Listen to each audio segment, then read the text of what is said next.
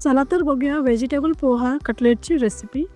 इथे मी 1 कप पोहे घेत आहे। इथे मी पातळ पोहे घेतलेले आहेत। तुमच्याकडे जर जाडे पोहे असतील तेही तुम्ही वापरू शकता, कोणतेही पोहे वापरू शकतो आपण।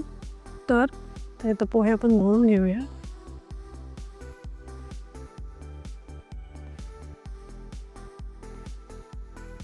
इथे मी पोहे धुवून ठेवलेले आहेत।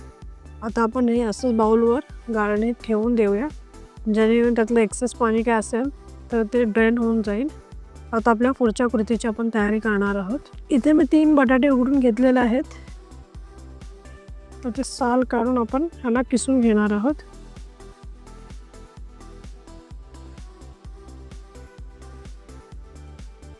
इथे मी बटाटे किसून घेतलेले आहेत। तर या किसलेल्या बटाट्यांमध्ये मी आता बारीक चिरलेला कांदा घालून घेते, गाजर, उकडलेले कॉर्न घेते, उकडलेले मटार, थोडी बारीक चिरलेली कोथिंबीर, बारीक चिरलेली हिरवी मिरची, हळद, पावभाजी मसाला, थोडा गरम मसाला, लाल तिखट, हे भिजलेले आपले पोहे। हे आता आपण सर्व व्यवस्थित मिक्स करून घेऊ।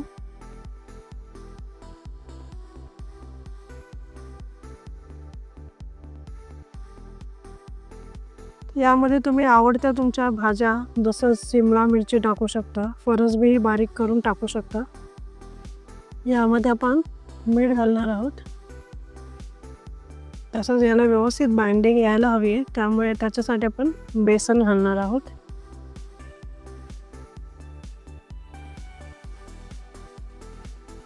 हाताला तेल लावून इथे मी कटलेट वळायला घेतलेले आहेत।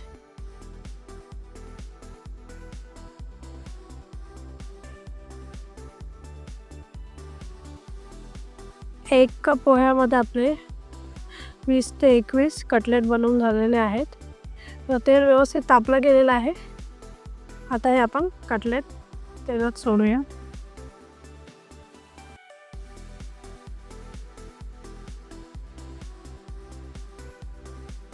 थोडा एक कटलेट शिजल्यावर आपण दुसरा घालणार आहोत।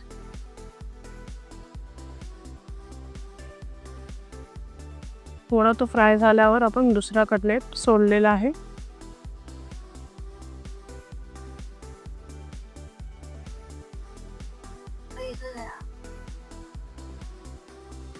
छान आपले कटलेट तळून झालेले आहेत।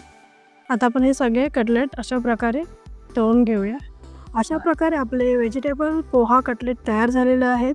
तर तुम्ही रेसिपी नक्की घरी ट्राय करून बघा। आमची रेसिपी तुम्हाला कशी वाटते नक्की कमेंटमध्ये सांगा। आमच्या मेलो किचन चॅनलला लाईक, शेअर आणि सबस्क्राईब करा। धन्यवाद। अन्न हे पूर्ण ब्रह्म।